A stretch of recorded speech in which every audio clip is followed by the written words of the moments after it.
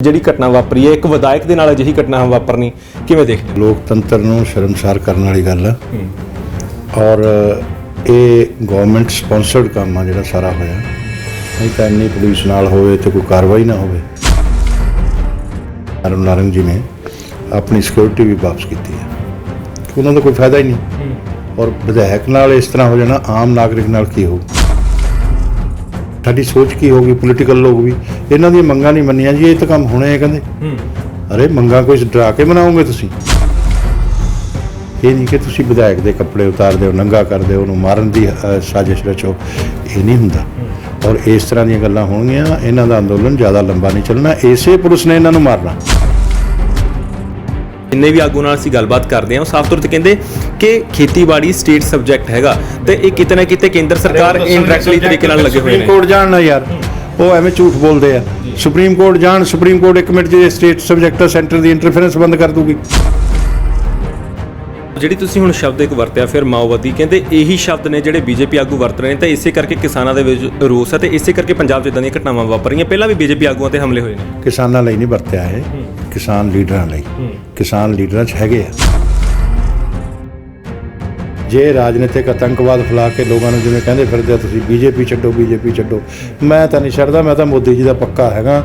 ਮੇਰੇ ਉਹ ਲੀਡਰ ਨੇ ਔਰ ਜਿੰਦਾਬਾਦ ਕਰਨੀ ਹੈ ਔਰ ਬੀਜੇਪੀ ਦੀ ਸਹੀ ਗੱਲ ਕਹਿਣੀ ਹੈ। ਬੀਜੇਪੀ ਸੱਚੀ ਹੈ, ਮੇਰਾ ਪ੍ਰਧਾਨ ਮੰਤਰੀ ਸੱਚਾ, ਮੈਂ ਉਹ ਗੱਲ ਰੱਖਣੀ। ਜੇ ਡਰਾ ਕੇ ਕਹਿਣ ਅਸੀਂ ਹਟਵਾ ਲਾਂਗੇ, ਨਹੀਂ ਹਟਾ ਸਕਦੇ।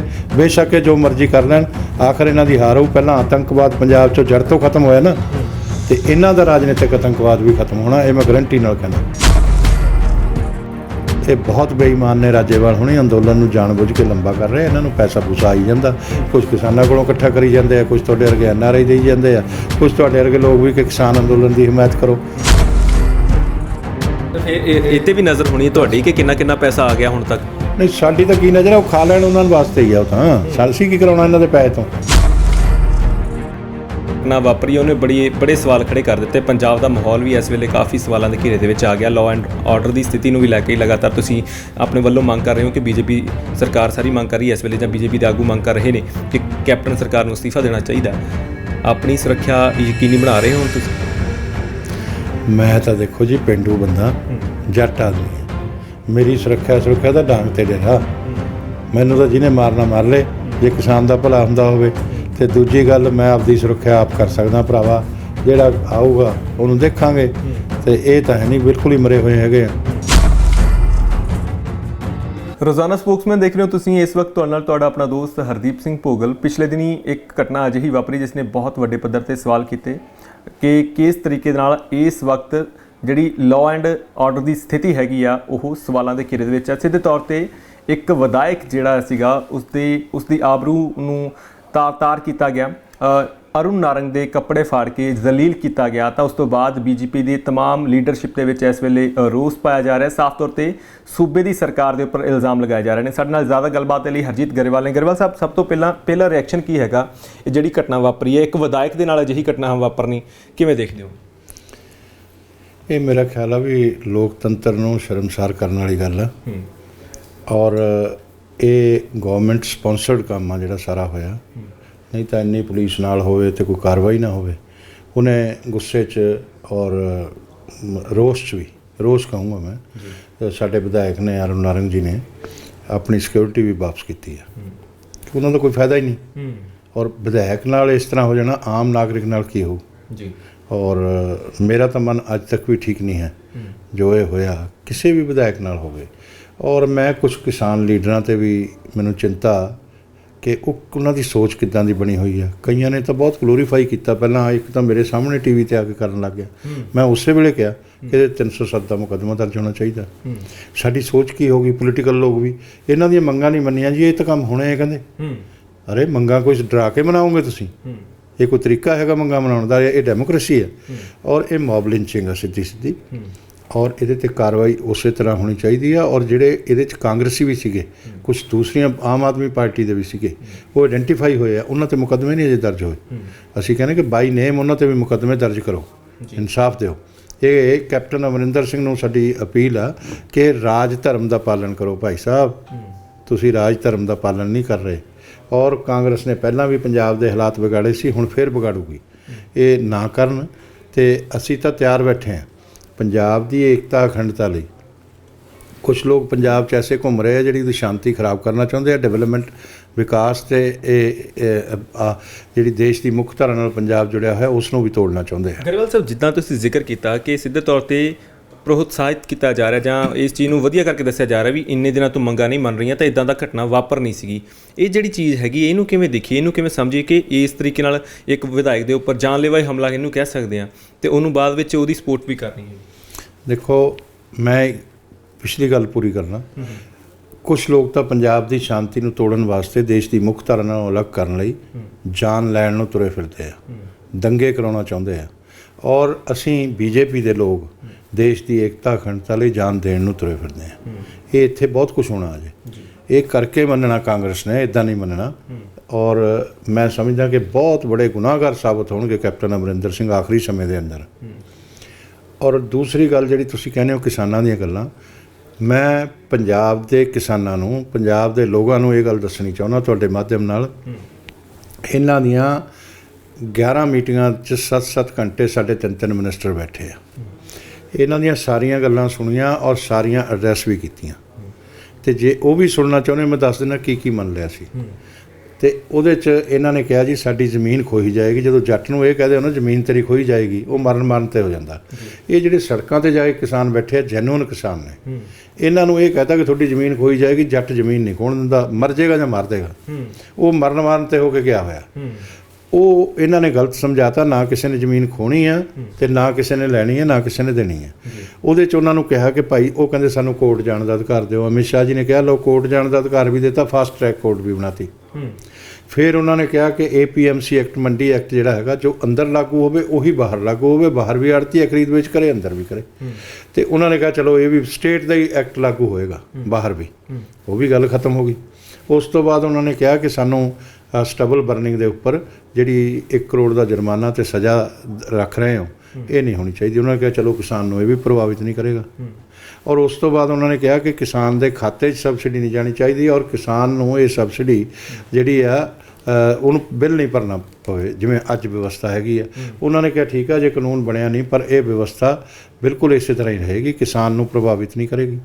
ਉਹਨਾਂ ਨੂੰ ਉਸ ਤੋਂ ਬਾਅਦ ਕਿਹਾ ਕਿ ਲਓ ਮੰਡੀਆਂ ਦੀ ਮਾਡਰਨਾਈਜੇਸ਼ਨ ਲਈ ਅਸੀਂ 10,000 ਕਰੋੜ ਰੁਪਏ ਦਿੰਦੇ ਹਾਂ ਪੰਜਾਬ ਨੂੰ, ਇਹ ਵੀ ਕਿਹਾ। ਉਸ ਦੇ ਬਾਅਦ ਕਿਹਾ ਕਿ ਹੁਣ ਤੁਹਾਡੀਆਂ ਜਦੋਂ ਸਾਰੀਆਂ ਗੱਲਾਂ ਮੰਨ ਲਈਆਂ ਕਿ ਵੀ ਹੁਣ ਤੁਸੀਂ ਜੇ ਹੋਰ ਚਾਹੁੰਦੇ ਹੋ ਤਾਂ 5 ਮੈਂਬਰ ਦੀ ਕਮੇਟੀ ਤੁਸੀਂ ਦੇ ਦਿਓ, 5 ਦੀ ਅਸੀਂ ਦੇ ਦਿੰਦੇ ਹਾਂ ਸਰਕਾਰ ਨੂੰ, ਕਾਨੂੰਨ ਨੂੰ ਹੋਲਡ 'ਤੇ ਪਾ ਦਿੰਦੇ ਹਾਂ ਤੇ ਤੁਸੀਂ ਕਲਮ ਤੁਹਾਨੂੰ ਦੇ ਦਿੰਦੇ ਹਾਂ, ਜੋ ਲਿਖਣਾ ਲਿਖ ਲਓ। ਇਹਦੇ 'ਚ ਹੋਰ ਕਾਨੂੰਨ ਕੀ ਹੁੰਦਾ? ਕਾਨੂੰਨ ਤਾਂ ਉਹੀ ਹੈ ਨਾ ਕਿ ਕਾਗਜ਼ ਦੇ ਅੰਦਰ ਜਿਹੜੀਆਂ ਮਦਾਂ ਲਿਖੀਆਂ ਹੋਈਆਂ ਨੇ, ਜਦੋਂ ਇਹੀ ਕਹਤਾ ਤੁਸੀਂ ਲਿਖ ਦਿਓ, ਕਾਨੂੰਨ ਤਾਂ ਰੱਦ ਹੀ ਹੋ ਗਿਆ। ਗਰੇਵਾਲ ਸਾਹਿਬ, ਜੇ ਸਾਰਾ ਕੁਝ ਮੰਨ ਹੀ ਲਿਆ ਗਿਆ ਤੇ ਫਿਰ ਉਹ ਕਹਿੰਦੇ ਰੱਦ ਕਿਉਂ ਨਹੀਂ ਕੀਤਾ ਜਾਂਦਾ? ਕਿ ਇੱਥੇ ਜਿੱਦ ਹੈਗੀ ਹੈ ਕੋਈ? ਕਿ ਉਹਨਾਂ ਨੇ, ਕਿਸਾਨਾਂ ਨੇ ਸਾਫ਼ ਤੌਰ 'ਤੇ ਇਹ ਗੱਲ ਕਹੀ ਹੈ, ਜਿੰਨੇ ਵੀ ਆਗੂ ਨਾਲ ਅਸੀਂ ਗੱਲਬਾਤ ਕਰਦੇ ਹਾਂ ਉਹ ਸਾਫ਼ ਤੌਰ 'ਤੇ ਕਹਿੰਦੇ ਕਿ ਖੇਤੀਬਾੜੀ ਸਟੇਟ ਸਬਜੈਕਟ ਹੈਗਾ ਤੇ ਇਹ ਕਿਤੇ ਨਾ ਕਿਤੇ ਕੇਂਦਰ ਸਰਕਾਰ ਇਨਡਾਇਰੈਕਟਲੀ ਤਰੀਕੇ ਨਾਲ ਲੱਗੇ ਹੋਏ ਨੇ। ਸੁਪਰੀਮ ਕੋਰਟ ਜਾਣ ਨਾ ਯਾਰ, ਉਹ ਐਵੇਂ ਝੂਠ ਬੋਲਦੇ ਆ। ਸੁਪਰੀਮ ਕੋਰਟ ਜਾਣ, ਸੁਪਰੀਮ ਕੋਰਟ 1 ਮਿੰਟ 'ਚ ਸਟੇਟ ਸਬਜੈਕਟ ਸੈਂਟਰ ਦੀ ਇੰਟਰਫੇਰੈਂਸ ਬੰਦ ਕਰ ਦੂਗੀ। ਝੂਠ ਬੋਲਦੇ ਆ ਇਹ, ਇਹੋ ਜਿਹਾ ਕੁਛ ਨਹੀਂ ਹੈ। ਲੋਕਾਂ ਨੂੰ ਗਲਤ ਪੜ੍ਹਾਈ ਜਾਂਦੇ ਆ। ਸਟੇਟ ਸਬਜੈਕਟ ਤੇ ਸੈਂਟਰ ਦਾ ਸਬਜੈਕਟ ਉਹ ਦੱਸਣਗੇ, ਅਸੀਂ ਜਾ ਕੇ ਦੱਸਾਂਗੇ, ਕੋਈ ਹੋਰ ਦੱਸੇਗਾ। ਸਰਕਾਰ ਨੂੰ ਪਤਾ ਨਹੀਂ ਕਿੱਦਾਂ ਕੰਮ ਚਲਾਉਣਾ, ਉਹ ਨਹੀਂ ਗੱਲ ਹੈ। ਉਹ ਝੂਠੀਆਂ ਗੱਲਾਂ ਕਰਦੇ ਆ ਔਰ ਇਹ ਗੁਨਾਹਗਾਰ ਨੇ ਬਹੁਤ ਬੜੇ, ਜਿਹੜੇ ਕਿਸਾਨ ਲੀਡਰ ਨੇ, ਕਿਸਾਨਾਂ ਨੂੰ ਗੁੰਮਰਾਹ ਕਰ ਰਹੇ ਆ। ਇਹ ਦੇਸ਼ ਦਾ ਵੀ ਨੁਕਸਾਨ ਕਰ ਰਹੇ ਆ। ਔਰ ਉਹਦੇ 'ਚ ਕੀ ਗੱਲ ਹੋਈ, ਤੁਸੀਂ ਮੇਰੀ ਗੱਲ ਸੁਣੋ। ਇਹਨਾਂ ਨੂੰ ਕਿਹਾ ਕਿ ਭਾਈ ਸਾਹਿਬ ਹੁਣ ਤੁਹਾਡੀਆਂ ਸਾਰੀਆਂ ਗੱਲਾਂ ਮੰਨ ਲਈਆਂ, ਹੁਣ ਤੁਸੀਂ ਐਜੀਟੇਸ਼ਨ ਤਾਂ ਖਤਮ ਕਰੋ। ਕਹਿਣ ਲੱਗੇ ਤੁਸੀਂ ਸਾਨੂੰ ਹਰਚੰਦ ਸਿੰਘ ਲੌਂਗੋਵਾਲ ਬਣਾਉਣਾ, ਸਾਨੂੰ ਤਾਂ ਲੋਕ ਮਾਰ ਦੇਣਗੇ। ਇਸ ਤਰ੍ਹਾਂ ਇਹ ਸਮਝਾ ਕੇ ਲਿਆ ਕਿ ਕਾਨੂੰਨ ਰੱਦ ਕਰਾਉਣੇ ਆ। ਕਾਨੂੰਨ ਰੱਦ ਕਰਨ ਦੀ ਭਾਸ਼ਾ ਬੋਲੋ ਜੀ। ਉਹ ਕਹਿੰਦੇ ਵੈਸੇ ਪ੍ਰੈਕਟੀਕਲੀ ਤਾਂ ਹੋ ਗਿਆ ਤੁਹਾਡਾ ਕੰਮ, ਕਹਿੰਦੇ ਉਹ ਹੋ ਗਿਆ ਸਾਰਾ ਕੁਝ, ਪਰ ਅਸੀਂ ਨਹੀਂ ਮੰਨਣਾ ਇਹ ਤਾਂ। ਠੀਕ ਹੈ, ਕਾਨੂੰਨ ਰੱਦ ਕਰਨ ਦਾ ਮਤਲਬ ਕੀ ਆ ਕਿ ਇਹ ਦੁਨੀਆ ਨੂੰ ਦਿਖਾਉਣਾ ਚਾਹੁੰਦੇ ਆ ਕਿ ਅਸੀਂ ਸਰਕਾਰ ਦੀ ਨੱਕ ਵੱਢਤੀ। ਇਹ ਮਾਓਵਾਦੀ ਔਰ ਇਹ ਜਿਹੜੇ ਲੋਕ ਨੇ ਬਾਹਰ ਤੋਂ ਸ਼ਕਤੀਆਂ ਜਿਹੜੀਆਂ ਨੇ ਇਹਨਾਂ ਦੇ ਨਾਲ ਲੱਗੀਆਂ ਹੋਈਆਂ ਨੇ। ਆਮ ਕਿਸਾਨ ਨੂੰ ਪਤਾ ਨਹੀਂ ਹੈ ਇਸ ਚੀਜ਼ ਦਾ। ਜਿੱਦਣ ਉਹਨੂੰ ਸਮਝ ਆ ਗਈ ਇਸ ਚੀਜ਼ ਦੀ ਬਈ ਇਹ ਸਾਡੇ ਨਾਲ ਇਦਾਂ ਦਾ ਗੁਨਾਹ ਕਰਦੇ ਆ, ਸਾਡੀਆਂ ਮੰਗਾਂ ਤਾਂ ਸਾਰੀਆਂ ਮੰਨ ਲਈਆਂ, ਸਾਨੂੰ ਸੜਕਾਂ 'ਤੇ ਬਿਠਾਈ ਰੱਖਿਆ ਇਹਨਾਂ ਨੇ। ਗਰੇਵਾਲ ਸਾਹਿਬ, ਜਿਹੜੀ ਤੁਸੀਂ ਹੁਣ ਸ਼ਬਦ ਇੱਕ ਵਰਤਿਆ ਫਿਰ ਮਾਓਵਾਦੀ, ਕਹਿੰਦੇ ਇਹੀ ਸ਼ਬਦ ਨੇ ਜਿਹੜੇ BJP ਆਗੂ ਵਰਤ ਰਹੇ ਨੇ ਤਾਂ ਇਸੇ ਕਰਕੇ ਕਿਸਾਨਾਂ ਦੇ ਵਿੱਚ ਰੋਸ ਹੈ ਤੇ ਇਸੇ ਕਰਕੇ ਪੰਜਾਬ 'ਚ ਇਦਾਂ ਦੀਆਂ ਘਟਨਾਵਾਂ ਵਾਪਰ ਰਹੀਆਂ। ਪਹਿਲਾਂ ਵੀ BJP ਆਗੂਆਂ 'ਤੇ ਹਮਲੇ ਹੋਏ ਨੇ। ਕਿਸਾਨਾਂ ਲਈ ਨਹੀਂ ਵਰਤਿਆ ਇਹ, ਕਿਸਾਨ ਲੀਡਰਾਂ ਲਈ। ਕਿਸਾਨ ਲੀਡਰਾਂ 'ਚ ਹੈਗੇ ਆ, ਕਿਉਂਕਿ ਕਿਸਾਨ ਲੀਡਰ ਹੀ ਇਸ ਵੇਲੇ ਉਹਨਾਂ ਦੀ ਅਗਵਾਈ ਕਰ ਰਹੇ ਨੇ ਤੇ ਕਿਸਾਨ ਲੀਡਰਾਂ ਦੀ ਸਾਰੇ ਜਣੇ ਮੰਨ ਰਹੇ ਨੇ। ਉਹਨਾਂ 'ਚ ਹੈ ਨਹੀਂਗੇ ਤੁਸੀਂ ਦੱਸੋ, ਹੈ ਨਹੀਂ ਗੇ, ਉਹਨਾਂ ਦੀ ਵਿਚਾਰਧਾਰਾ ਲੈਫਟਿਸਟ ਕੋਈ ਨਹੀਂ ਹੈ, ਕਾਮਰੇਡ ਕੋਈ ਨਹੀਂ ਹੈ, ਠੀਕ ਹੈ। Communist party Marxist ਲੈਨਿਸਟ Nagi ready ਕੌਣ ਹੁੰਦਾ ਜੀ, ਠੀਕ ਹੈ, ਉਹ ਹੈ ਨਹੀਂ। ਤੇ ਅਸੀਂ ਕੋਈ ਝੂਠ ਕਹਿੰਦੇ ਹਾਂ ਤੇ ਸਾਨੂੰ ਉਹ ਡਰ ਨਾਲ ਕਿ ਤੁਹਾਡੇ ਤੇ ਹਮਲੇ ਕਰਾਂਗੇ, ਤੁਹਾਡੀ ਜਾਨ ਲੈ ਲਾਂਗੇ ਜੇ ਤੁਸੀਂ ਸੱਚੀ ਗੱਲ ਲੋਕਾਂ ਨੂੰ ਦੱਸੋਗੇ, ਸਾਨੂੰ ਡਰਾ ਲੈਣਗੇ, ਇਹ ਕੋਈ ਆਤੰਕਵਾਦ ਆ? ਫਿਰ ਇਹ ਤਾਂ ਇੱਕ ਖਲਾ ਹਮੇਸ਼ਾ ਰਿਹਾ ਨਾ ਕਿ ਇੱਕ ਪਾਸੇ ਮਾਓਵਾਦੀ ਸੋਚ ਹੈ, ਇੱਕ ਪਾਸੇ ਲੈਫਟਿਸਟ ਸੋਚ ਹੈਗੀ ਆ, ਦੂਜੇ ਪਾਸੇ ਫਿਰ ਮਨੂ ਸਮ੍ਰਿਤੀ ਵੀ ਹੈਗੀ ਆ, ਉਹ ਵਾਲੀ ਸੋਚ ਵੀ ਹੈਗੀ ਆ, RSS ਦੀ ਧਾਰਾ ਵੀ ਹੈਗੀ ਆ। ਤਾਂ ਇਹਨਾਂ ਦਾ ਤਾਂ ਹਮੇਸ਼ਾ ਵਿਚਾਰਕ ਮਤਭੇਦ ਰਹਿਣਾ ਇਸ ਤਰੀਕੇ ਨਾਲ। ਸ਼ਾਂਤੀ ਕਿਵੇਂ ਬਣੇਗੀ ਦੇਸ਼ ਦਾ ਇਸ ਵੇਲੇ? ਇੱਕ ਮਿੰਟ ਸੁਣੋ, ਵਿਚਾਰਕ ਮਤਭੇਦ ਰਹਿਣ, ਉਹਦੇ 'ਚ ਕਿਸੇ ਕੌਣ ਕਿਸ ਵਿਚਾਰਧਾਰਾ ਨੂੰ ਮੰਨਦਾ, ਉਹਦਾ ਕੋਈ ਭੇਦ ਨਹੀਂ ਹੈ ਇੱਥੇ, ਉਹਦਾ ਕੋਈ ਵਿਰੋਧ ਨਹੀਂ ਹੈ, ਇੱਕ ਗੱਲ ਸਮਝ ਲਓ। ਮਗਰ ਸ਼ਾਂਤਮਈ ਤਰੀਕੇ ਨਾਲ, ਇਹ ਨਹੀਂ ਕਿ ਤੁਸੀਂ ਵਿਧਾਇਕ ਦੇ ਕੱਪੜੇ ਉਤਾਰ ਦਿਓ, ਨੰਗਾ ਕਰ ਦਿਓ, ਉਹਨੂੰ ਮਾਰਨ ਦੀ ਸਾਜ਼ਿਸ਼ ਰਚੋ, ਇਹ ਨਹੀਂ ਹੁੰਦਾ। ਔਰ ਇਸ ਤਰ੍ਹਾਂ ਦੀਆਂ ਗੱਲਾਂ ਹੋਣਗੀਆਂ, ਇਹਨਾਂ ਦਾ ਅੰਦੋਲਨ ਜ਼ਿਆਦਾ ਲੰਬਾ ਨਹੀਂ ਚੱਲਣਾ। ਇਸੇ ਪੁਲਿਸ ਨੇ ਇਹਨਾਂ ਨੂੰ ਮਾਰਨਾ, ਜਿਹੜੇ ਇਹ ਐਸੇ ਅਪਰਾਧੀ ਨੇ, ਇਹ ਅਪਰਾਧੀ ਨੇ, ਇਹ ਕਿਸਾਨ ਨਹੀਂ ਹੈ। ਕਿਸਾਨ ਤਾਂ ਜਾਂ ਖੇਤ 'ਚ ਰਹਿੰਦਾ ਇਸ ਵੇਲੇ ਤਾਂ ਉਹਦਾ ਕੰਮ ਆ ਜੀ, ਕਿਸਾਨ ਉੱਥੇ ਨਹੀਂ ਅਪਰਾਧ ਕਰ ਰਿਹਾ। ਇਹ ਪੋਲੀਟੀਕਲ ਲੋਕ, ਪੋਲੀਟੀਕਲ ਪਾਰਟੀਆਂ ਨੂੰ ਮੋਦੀ ਜੀ ਦੇ ਵਿਰੋਧ ਲਈ ਕੁਝ ਨਹੀਂ ਮਿਲ ਰਿਹਾ ਸੀ, ਉਹਨਾਂ ਨੂੰ ਕਿਸਾਨ ਦਾ ਮੋਢਾ ਮਿਲ ਗਿਆ। ਕਿਸਾਨ ਤਾਂ ਉਹਦੇ 'ਚ 2-4 ਹੀ ਨੇ, ਬਾਕੀ ਕਿਸਾਨ ਨਹੀਂ ਹੈ। ਕਾਂਗਰਸ ਦੇ ਲੋਕ ਆਇਡੈਂਟੀਫਾਈ ਕੀਤੇ ਨੇ, ਅਸੀਂ ਆਮ ਆਦਮੀ ਦੇ ਲੋਕ ਆਇਡੈਂਟੀਫਾਈ ਕੀਤੇ ਨੇ, ਉਹ ਕਰਦੇ ਨੇ, ਉਹਨਾਂ ਨੂੰ ਕਿਸਾਨ ਦਾ ਮੋਢਾ ਲੱਭ ਗਿਆ। ਉਹ ਸਰਕਾਰ ਦਾ ਚਿਹਰਾ ਖਰਾਬ ਕਰਨਾ ਚਾਹੁੰਦੇ ਆ, ਹੋਰ ਕੁਝ ਨਹੀਂ ਹੈ, ਔਰ ਸਾਡੇ ਤੇ ਹਮਲੇ ਕਰਦੇ ਆ। ਆਖਰ ਇਹ ਹਮਲੇ ਡੈਮੋਕ੍ਰੇਸੀ 'ਚ ਕੀ ਹੁੰਦਾ? ਮੈਂ ਤੁਹਾਡੇ ਵਾਲੇ ਇੱਕ ਉਂਗਲ ਕਰਤੀ ਨਾ, ਆ 3 ਹੋ ਗਈਆਂ ਮੇਰੇ ਵੱਲ, ਇਹਨਾਂ ਨਾਲ 3 ਹੋਣੀਆਂ ਨੇ, ਇਸ ਤੋਂ ਬੁਰਾ ਹਾਲ ਹੋਣਾ। ਸਾਨੂੰ ਵੈਸਟ ਬੰਗਾਲ 'ਚ ਇਹਨਾਂ ਨੇ 140 ਦੇ ਕਰੀਬ ਵਰਕਰ ਸਾਡੇ ਸ਼ਹੀਦ ਕਰਤੇ। ਸਰਕਾਰ ਬਣ ਜਾ ਰਹੀ ਹੈ, 2/3 ਮੈਜੋਰਟੀ ਆਉਣ ਜਾ ਰਹੀ ਹੈ, ਠੀਕ ਹੈ। ਆ ਪਹਿਲੇ ਰਾਊਂਡ 'ਚ ਹੀ ਪਤਾ ਲੱਗ ਗਿਆ ਕਿ ਕੀ ਹਾਲਤ ਹੋ ਗਈ ਇਹਨਾਂ ਦੀ, ਮਮਤਾ ਦੀ। ਔਰ ਇਹ ਮਮਤਾ ਤੇ ਜਿਹੜਾ ਅਮਰਿੰਦਰ ਹੈ, ਭੈਣ ਭਰਾ ਨੇ, ਇਹ ਪੋਲੀਟੀਕਲ ਰਾਜਨੀਤਿਕ ਆਤੰਕਵਾਦ ਹੋ ਰਿਹਾ ਸਾਡੇ ਵਰਕਰਾਂ ਤੇ, ਰਾਜਨੀਤਿਕ ਆਤੰਕਵਾਦ ਆ। ਪਰ ਇਹ ਵਿਰੋਧੀ ਤਾਂ ਤੁਹਾਡੇ ਤੇ ਇਲਜ਼ਾਮ ਲਗਾ ਰਹੇ ਨੇ ਕਿ ਬੀਜੇਪੀ ਰੱਜ ਕੇ ਖਰੀਦੋ ਫਰੋਖਤ ਕਰ ਰਹੀ ਹੈ ਵੈਸਟ ਬੰਗਾਲ ਦੇ ਵਿੱਚ। ਜਿਹੜਾ ਵਿਧਾਇਕ ਉਹ ਮਮਤਾ ਆਪਣੇ ਵੱਲੋਂ ਮੈਦਾਨ 'ਚ ਉਤਾਰਦੀ ਤੇ ਉਹਦੀ ਹੀ ਖਰੀਦੋ ਫਰੋਖਤ ਕਰ ਲੈਂਦੇ ਨੇ। ਇਦਾਂ ਦੇ ਵੱਡੇ ਗੰਭੀਰ ਇਲਜ਼ਾਮ ਲਾ ਰਹੇ ਨੇ। ਇਹ ਵਿਰੋਧੀ ਇੰਨੇ ਸੱਚੇ ਆ, ਇਹ ਗੁਰੂ ਨਾਨਕ ਦੇ ਵੰਸ਼ਜ ਨੇ ਕੋਈ ਵੀ ਸੱਚ ਹੀ ਬੋਲਣਗੇ? ਉਹ ਤਾਂ ਸੱਚ ਤਾਂ ਬਾਬਾ ਨਾਨਕ ਸੱਚ ਦੀ ਕਦਰ ਕਰਦਾ, ਇਹ ਸੱਚ ਦੀ ਕਦਰ ਨਹੀਂ ਕਰਦੇ। ਇਹਨਾਂ ਤੋਂ ਸੱਚ ਦੀ ਉਮੀਦ ਨਾ ਕਰੋ। ਇਹ ਜਨਤਾ ਜਿਹੜੀ ਹੈ ਰੱਬ ਦਾ ਰੂਪ ਆ, ਜਨਤਾ ਇਹਨਾਂ ਨੂੰ ਇਸੇ ਕਰਕੇ ਹਰਾ ਰਹੀ ਹੈ ਕਿ ਇਹਨਾਂ ਨੇ ਬਹੁਤ ਆਤੰਕ ਮਚਾਇਆ। ਇਹ ਰਾਜਨੀਤਿਕ ਆਤੰਕਵਾਦ ਹੁਣ ਸਾਡੇ ਵਰਕਰਾਂ ਤੇ ਪੰਜਾਬ 'ਚ ਵੀ ਹੋ ਰਿਹਾ। ਗਿਰਬਲ ਸਾਹਿਬ ਕਿਵੇਂ, ਮੈਂ ਹਿਊਮਨ ਰਾਈਟਸ ਐਕਟੀਵਿਸਟ ਨੂੰ ਵੀ ਕਹਿਣਾ ਕਿ ਕੁਝ ਥੋੜ੍ਹਾ ਸ਼ਰਮਿੰਦਾ ਹੋਵੋ। ਤੁਹਾਡੀਆਂ 2 ਪਰਿਭਾਸ਼ਾ ਨੇ, ਜੇ ਬੀਜੇਪੀ ਤੇ ਜ਼ੁਲਮ ਹੁੰਦਾ, ਹਿਊਮਨ ਰਾਈਟਸ ਦੀ ਵਾਇਲੇਸ਼ਨ ਹੁੰਦੀ ਆ, ਤੇ ਤੁਸੀਂ ਉਸ ਵੇਲੇ ਤਾਂ ਬੋਲਦੇ ਨਹੀਂ, ਤੇ ਜੇ ਕਿਤੇ ਹੋਰ ਹੋ ਜਾਏ ਕੋਈ ਗੱਲ, ਤੇ ਅਰਬਨ ਨਕਸਲਾਈਟ ਨੂੰ ਕਿਤੇ ਪਕੜ ਲਿਆ ਜਾਵੇ, ਕਿਤੇ ਤਾਹਿਰ ਹੁਸੈਨ ਨੂੰ ਪਕੜ ਲਿਆ ਜਾਵੇ, ਉਦੋਂ ਤੁਹਾਡੀ ਆਤਮਾ ਜਾਗ ਪੈਂਦੀ ਹੈ। ਉਦੋਂ ਤੁਸੀਂ ਕਿੱਥੋਂ ਜਾਗ ਪੈਂਦੇ ਹੋ? ਉਦੋਂ ਤੁਹਾਡੀ ਦੇਸ਼ ਭਗਤੀ ਕਿੱਥੋਂ ਆ ਜਾਂਦੀ ਹੈ? ਤੁਸੀਂ ਹਿਊਮਨ ਰਾਈਟਸ ਦੇ ਕਦਰਦਾਨ ਕਿੱਥੋਂ ਹੋ ਜਾਂਦੇ ਹੋ? ਤੇ ਹੁਣ ਤੁਸੀਂ ਬੋਲ ਹੀ ਨਹੀਂ ਰਹੇ।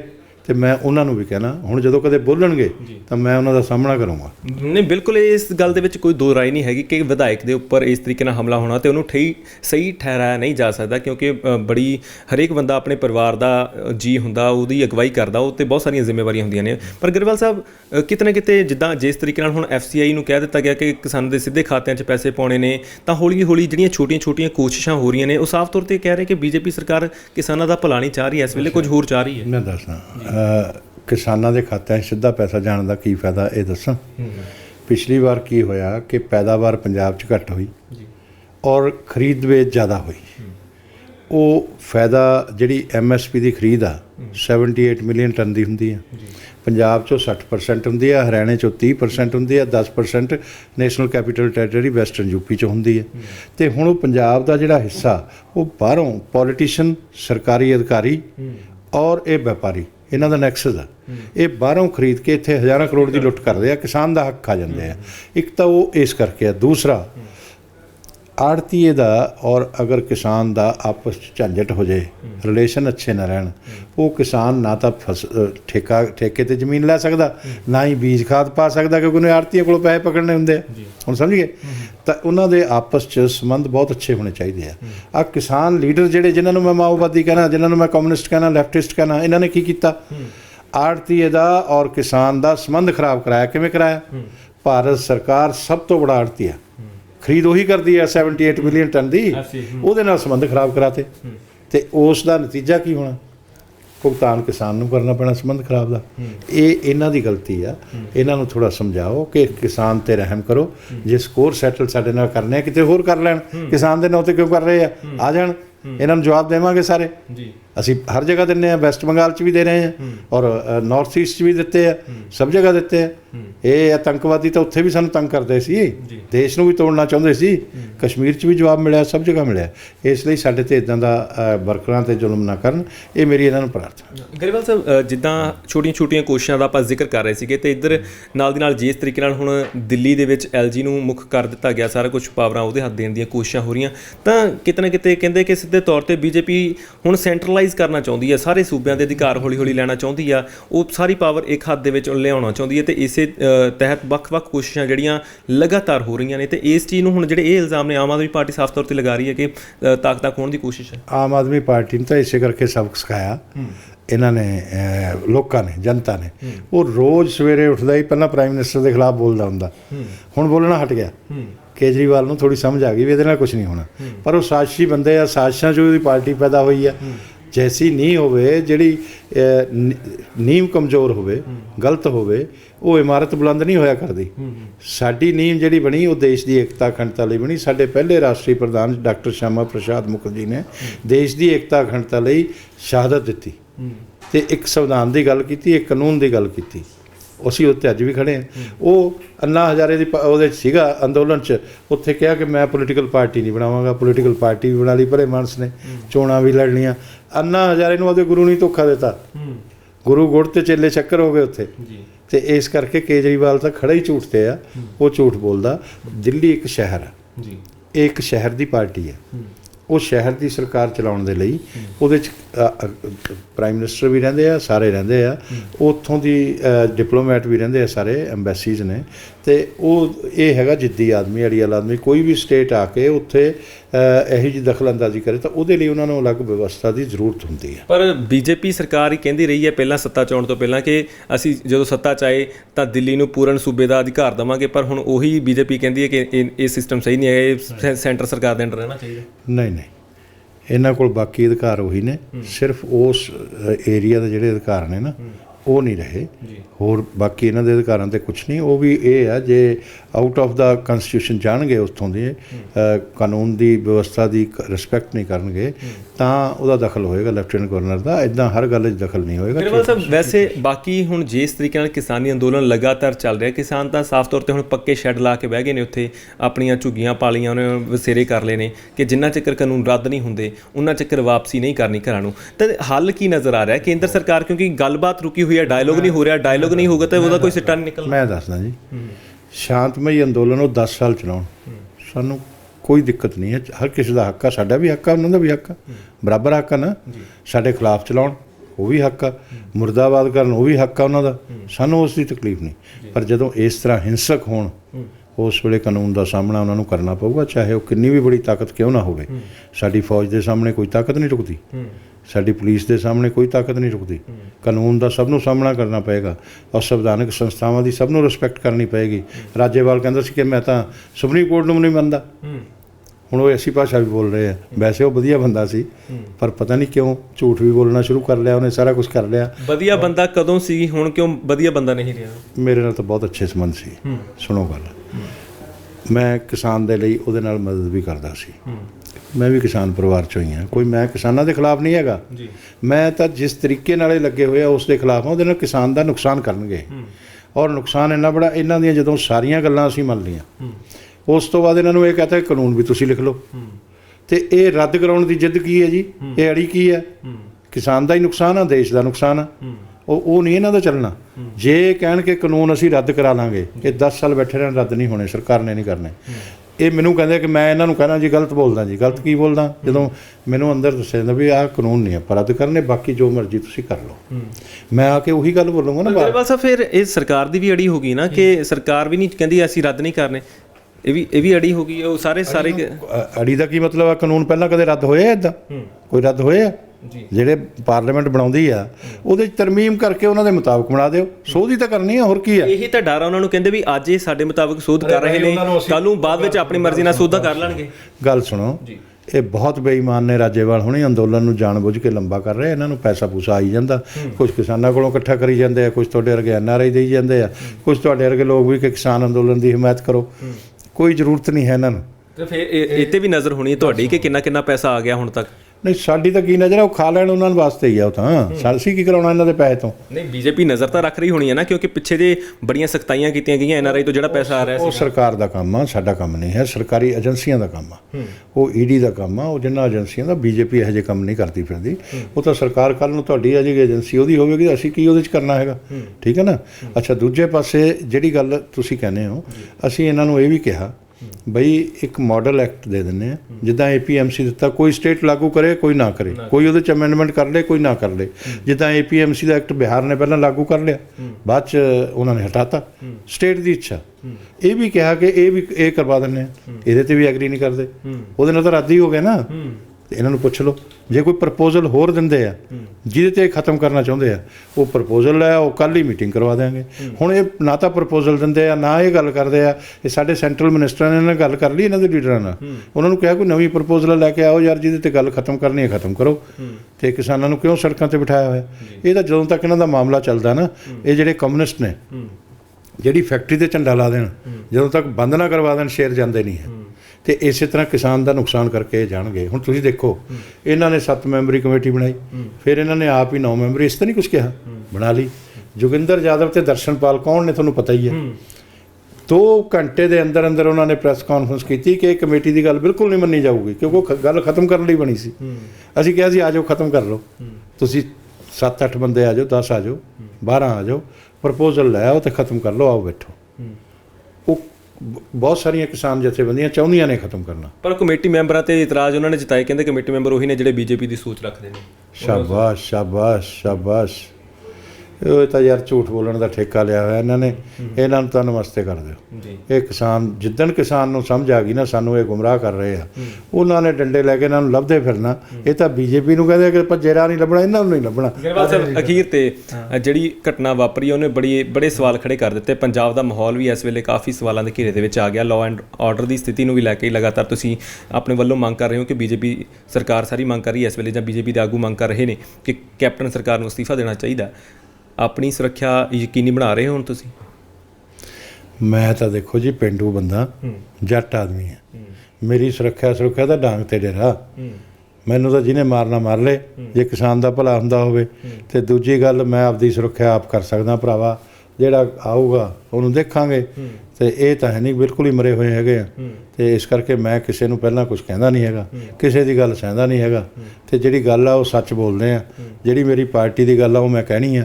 ਜੇ ਰਾਜਨੀਤਿਕ ਆਤੰਕਵਾਦ ਫੈਲਾ ਕੇ ਲੋਕਾਂ ਨੂੰ ਜਿਵੇਂ ਕਹਿੰਦੇ ਫਿਰਦੇ ਆ ਤੁਸੀਂ ਬੀਜੇਪੀ ਛੱਡੋ ਬੀਜੇਪੀ ਛੱਡੋ, ਮੈਂ ਤਾਂ ਨਹੀਂ ਛੱਡਦਾ। ਮੈਂ ਤਾਂ ਮੋਦੀ ਜੀ ਦਾ ਪੱਕਾ ਹੈਗਾ, ਮੇਰੇ ਉਹ ਲੀਡਰ ਨੇ, ਔਰ ਜਿੰਦਾਬਾਦ ਕਰਨੀ ਆ। ਔਰ ਬੀਜੇਪੀ ਦੀ ਸਹੀ ਗੱਲ ਕਹਿਣੀ ਆ, ਬੀਜੇਪੀ ਸੱਚੀ ਆ, ਮੇਰਾ ਪ੍ਰਧਾਨ ਮੰਤਰੀ ਸੱਚਾ, ਮੈਂ ਉਹ ਗੱਲ ਰੱਖਣੀ। ਜੇ ਡਰਾ ਕੇ ਕਹਿਣ ਅਸੀਂ ਹਟਵਾ ਲਾਂਗੇ, ਨਹੀਂ ਹਟਾ ਸਕਦੇ। ਬੇਸ਼ੱਕ ਇਹ ਜੋ ਮਰਜ਼ੀ ਕਰ ਲੈਣ, ਆਖਰ ਇਹਨਾਂ ਦੀ ਹਾਰ ਹੋਊ। ਪਹਿਲਾਂ ਆਤੰਕਵਾਦ ਪੰਜਾਬ 'ਚੋਂ ਜੜ ਤੋਂ ਖਤਮ ਹੋਇਆ ਨਾ, ਤੇ ਇਹਨਾਂ ਦਾ ਰਾਜਨੀਤਿਕ ਆਤੰਕਵਾਦ ਵੀ ਖਤਮ ਹੋਣਾ, ਇਹ ਮੈਂ ਗਰੰਟੀ ਨਾਲ ਕਹਿਣਾ ਜੀ। ਸੋ ਇਸ ਹਨ ਹਰਜੀਤ ਸਿੰਘ ਗਰੇਵਾਲ ਸਾਫ਼ ਤੌਰ 'ਤੇ ਕਹਿੰਦੇ ਨੇ ਕਿ ਇਸ ਵਕਤ ਡਰਾ ਧਮਕਾ ਕੇ ਕਿਤੇ ਨਾ ਕਿਤੇ ਕੋਸ਼ਿਸ਼ ਕੀਤੀ ਜਾ ਰਹੀ ਹੈ ਕਿ ਬੀਜੇਪੀ ਦੇ ਆਗੂ ਘਰਾਂ ਦੇ ਵਿੱਚ ਬਹਿ ਜਾਣ ਤੇ ਉਹਨਾਂ ਦੀ ਆਵਾਜ਼ ਜਿਹੜੀ ਉਹ ਬੁਲੰਦ ਕਰਨਾ ਚਾਹੁੰਦੇ ਨੇ ਉਹ ਬੁਲੰਦ ਨਾ ਕਰ ਸਕਣ। ਸਾਫ਼ ਤੌਰ 'ਤੇ ਕਹਿੰਦੇ ਨੇ ਕਿ ਅਸੀਂ ਆਪਣੀ ਸੁਰੱਖਿਆ ਆਪਣੇ ਤੌਰ 'ਤੇ ਯਕੀਨੀ ਬਣਾ ਰਹੇ ਹਾਂ ਤੇ ਕੈਪਟਨ ਸਰਕਾਰ ਨੂੰ ਅਸਤੀਫਾ ਦੇਣਾ ਚਾਹੀਦਾ ਜੇ ਉਹਨਾਂ ਦੇ ਰਾਜ ਦੇ ਵਿੱਚ ਇਸ ਤਰੀਕੇ ਨਾਲ ਸੀਨੀਅਰ ਆਗੂਆਂ ਤੇ ਵਿਧਾਇਕਾਂ ਦੇ ਉੱਪਰ ਇਸ ਤਰੀਕੇ ਦੇ ਹਮਲੇ ਹੋ ਰਹੇ ਨੇ। ਫਿਲਹਾਲ ਤੁਸੀਂ ਇਸ ਬਾਰੇ ਕੀ ਸੋਚਦੇ ਹੋ? ਆਪਣੇ ਕੀਮਤੀ ਸੁਝਾਅ ਸਾਡੇ ਨਾਲ ਜ਼ਰੂਰ ਸਾਂਝੇ ਕਰਿਓ। ਸਹਿਯੋਗੀ ਸੁਖਵਿੰਦਰ ਦੇ ਨਾਲ ਹਰਦੀਪ ਸਿੰਘ ਭੋਗਲ, ਸਪੋਕਸਮੈਨ TV, ਚੰਡੀਗੜ੍ਹ।